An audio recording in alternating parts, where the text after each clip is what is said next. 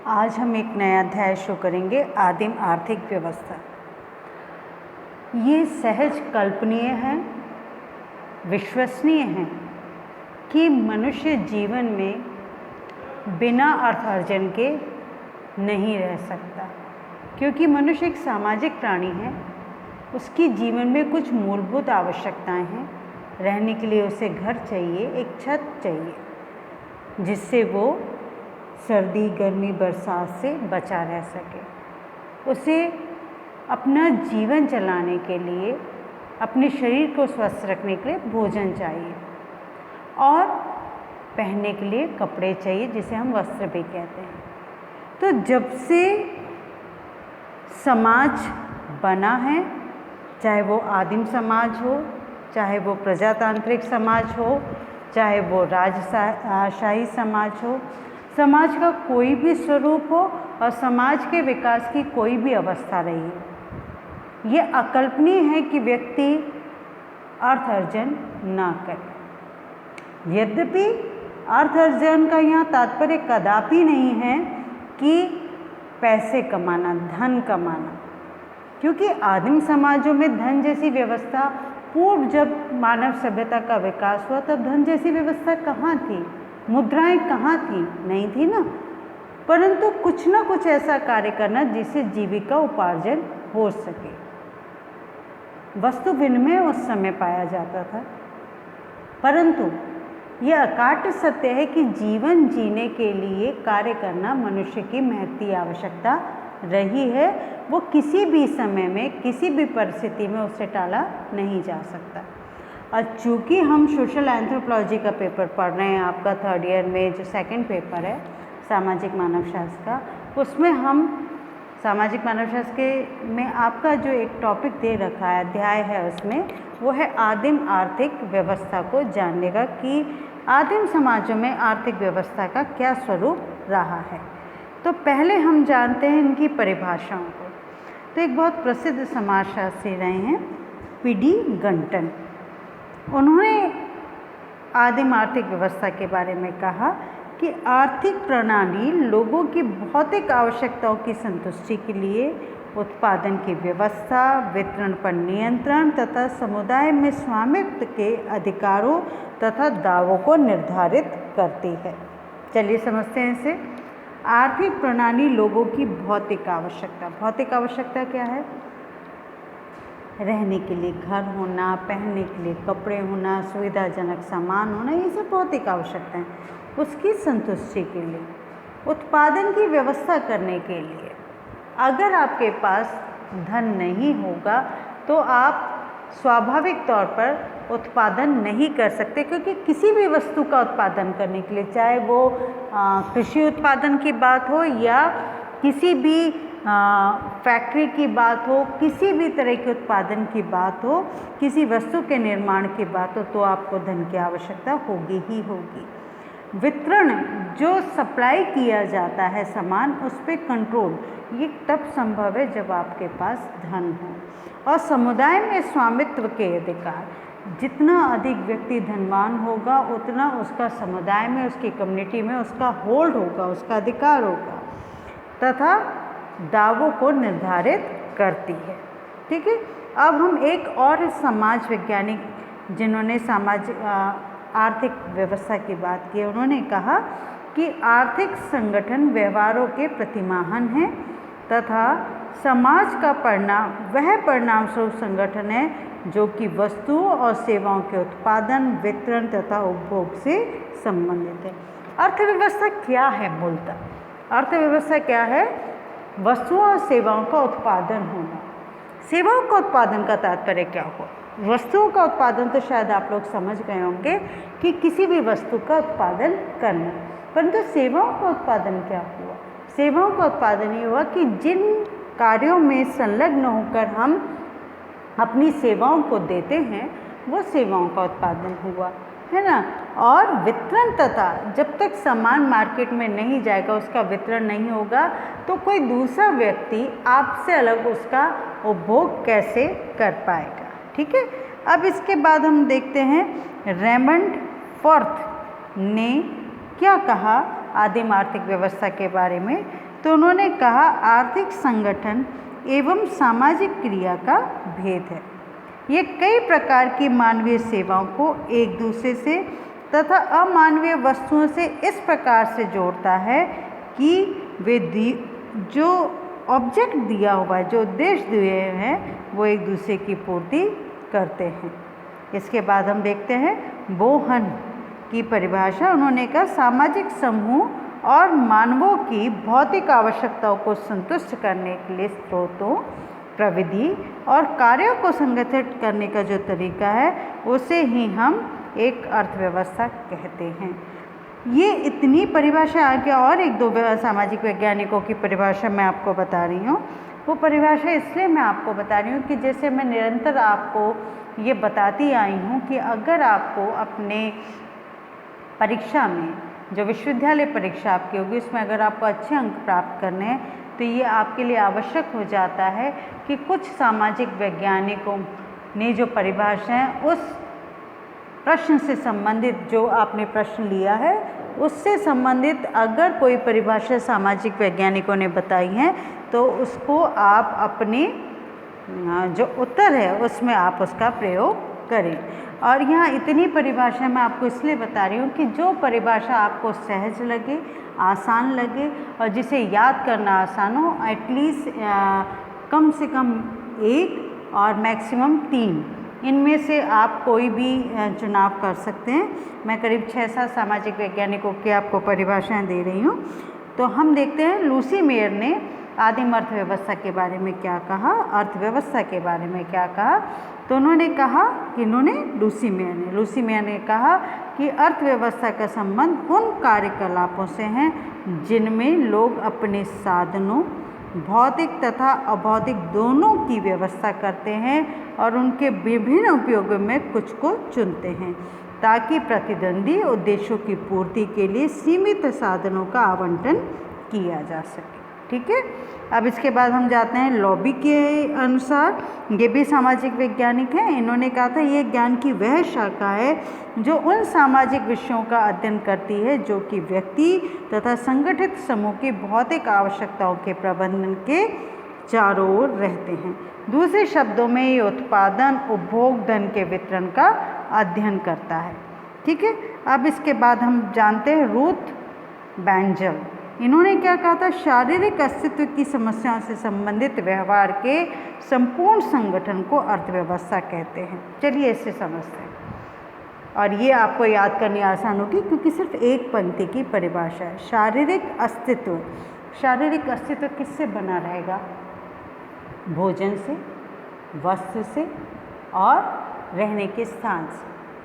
अगर आपके पास भोजन का तो प्रबंध है परंतु आपके पास वस्त्र का प्रबंध नहीं है तो घोर ठंड में आप कैसे जीवित रह पाएंगे? जब घनघोर बरसात हो रही हो उस समय का जो वातावरण है, आप कैसे जीवित रह पाएंगे अगर आपके पास रहने के लिए छत ना हो? तो शारीरिक आवश्यकता, शारीरिक अस्तित्व को बनाए रखने के लिए आपकी समस्या क्या है? भोजन। आपकी समस्या क्या है? रहने के लिए जगह। आपकी का मतलब क्या हुआ? मनुष्य की, है ना। और फिर कौन सी समस्या है? वस्त्र। तो इन समस्याओं से संबंधित व्यवहार, अब इन समस्याओं से संबंधित व्यवहार क्या होगा कि इनका इंतज़ाम करना, रहने के लिए घर का इंतज़ाम करना, खाने के लिए भोजन का इंतज़ाम करना और उसके बाद पहनने के लिए कपड़ों का प्रबंध करना। ये जो सारे प्रबंध हैं, रोटी, कपड़ा और मकान का जो प्रबंध है, इस संपूर्ण संगठन को, ये जो पूरी व्यवस्था बनाई जा रही है, इस संपूर्ण संगठन को अर्थव्यवस्था कहते हैं। ठीक है, तो ये परिभाषा याद कर लीजिएगा। ये एक पंक्ति की आसान होगी और इसलिए मैंने इसे थोड़ा सा विस्तार से आपको समझाने की चेष्टा की है। अब देखते हैं हम आदिम अर्थव्यवस्था की कौन कौन सी विशेषताएं हैं। पहली है संभरणात्मक आर्थिकी। इसमें क्या आएगा? आर्थिक व्यवस्था से तात्पर्य है संगठित प्रयास से न्यूनतम साधनों के द्वारा अधिकतम लाभ प्राप्त करना। कि मिनिमम आपके जो मूलभूत जिसे इन्वेस्टमेंट कहते हैं वो मिनिमम इन्वेस्टमेंट हो और मैक्सिमम बेनिफिट आपको प्राप्त हो, वो आर्थिक अर्थव्यवस्था का संगठित प्रयास है। यह परिभाषा सभी प्रकार के समाजों के आर्थिक व्यवस्था पर खरी उतरती है। कैसे? ये परिभाषा आधुनिक समाज पे भी हर किसी जो व्यक्ति मानव अर्थव्यवस्था का जानकार है वो ये मान के चलता है कि जब मिनिमम इन्वेस्टमेंट और मैक्सिमम बेनिफिट हो तो ही वो सक्सेसफुल इकोनॉमी है। ठीक है, अब ये बात आदिम समाजों पर भी बिल्कुल फिट बैठती है, बिल्कुल सटीक बैठती है कि वहाँ पर भी तो ये अपेक्षित है कि कम से कम इन्वेस्टमेंट हो और अधिक से अधिक लाभ हो। तो भिन्न भिन्न समाजों का प्राकृतिक पर्यावरण भिन्न भिन्न होने के कारण उनकी आर्थिकी में भी अंतर मिलता है। तो जिन समाजों का प्राकृतिक पर्यावरण प्रतिकूल होता है, पैदावार न्यून होती है, व्यक्ति दिन भर अथक प्रयास करके परिश्रम करने के बाद भी अपना पेट नहीं भर पाता, अगले दिन के लिए कुछ नहीं बचा पाता, तो मजूमदार और मदान ऐसे समाजों की आर्थिकी को संभरणात्मक आर्थिकी कहते हैं। आदिम समाजों में व्यक्ति मुश्किल से ही कुछ बचा पाता था, इसलिए आदिम समाजों की आर्थिक व्यवस्था इसके अंतर्गत आती है। इन समाजों में उत्पादन तथा उपभोग दोनों होता है।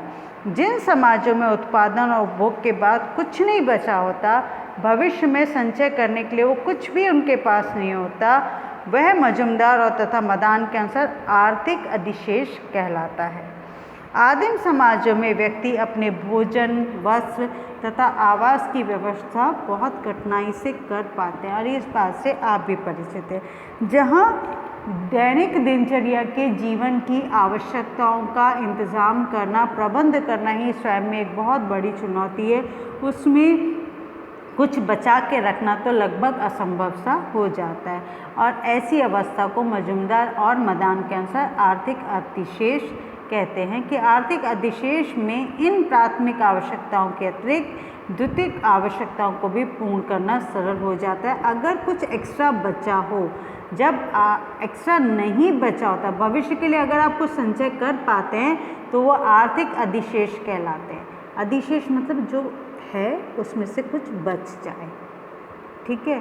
परंतु आदिम समाज में तो ये स्थिति नहीं बच पाता, तो ऐसी स्थिति को क्या कहते हैं कि जो मिनिमम रिक्वायरमेंट है उसको पूरा ना होना संभरणात्मक आर्थिकी कहते हैं, ठीक है। लेकिन अगर आर्थिक अधिशेष है तो ऐसी स्थिति में आर्थिक अधिशेष में इन प्राथमिक आवश्यकताओं के अतिरिक्त द्वितीयक आवश्यकताओं को भी पूर्ण करना सरल होता है। ये अर्थव्यवस्था आधुनिक समाज में मिलती है जिसमें उत्पादन, उपभोग और विनिमय, त्वरण, ये चारों चरण मिलते हैं। तो इस प्रकार आदिम अर्थव्यवस्था की प्रथम विशेषता संभरणात्मक आर्थिकी है, दूसरा आर्थिक उत्पादन और अन्य विशेषताएं प्रत्यक्ष और अप्रत्यक्ष रूप से इसी विशेषताओं में सम्मिलित हैं। अब बात करते हैं हम न्यून तकनीकी ज्ञान। न्यून तकनीकी ज्ञान क्या है?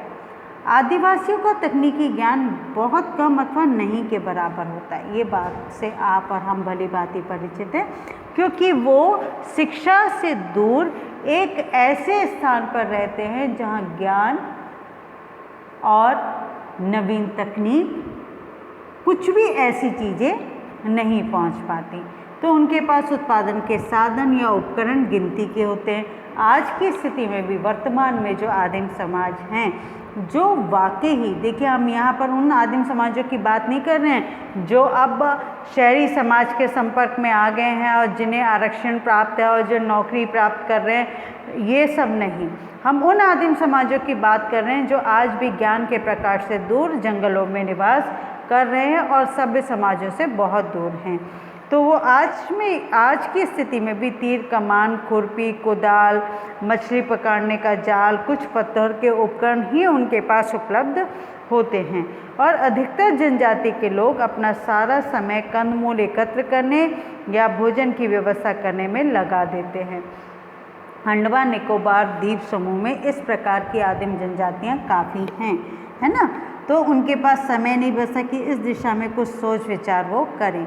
तो तकनीकी क्षेत्र में पिछड़े होने के कारण उत्पादन कम होता है और समय अधिक लगता है, और जो आदिवासी अनुकूल पर्यावरण में रहते हैं वे भी उपकरणों तथा तकनीकी ज्ञान के अभाव के कारण संघर्ष में जीवन व्यतीत करते हैं। इसलिए इनकी आर्थिक स्थिति बहुत गिरी हुई होती है, बहुत निम्न होती है, और इनके जीवन में जीवन जीना ही एक बहुत बड़ी चुनौती होती है। इसके बाद हम देखते हैं न्यूनतम श्रम विभाजन। दुर्खीम ने अपने अध्ययन के आधार पर लिखा कि जनजातियों में आर्थिक क्षेत्र में न्यूनतम अथवा नहीं के बराबर श्रम का विभाजन होता है। इसका कारण क्या है? उनकी जनसंख्या का कम होना, जनसंख्या के घनत्व का कम होना। आदिम समाज में प्रत्येक परिवार तथा उसका सदस्य अपनी सभी आवश्यकताओं की पूर्ति के लिए सभी कार्य करते हैं, और आवश्यकताओं की पूर्ति के लिए उत्पादन में अनेक व्यक्ति काम का विभाजन करके कार्य नहीं करते। इससे उत्पादन में समय और श्रम अधिक लगता है। देखिए, श्रम विभाजन क्या है?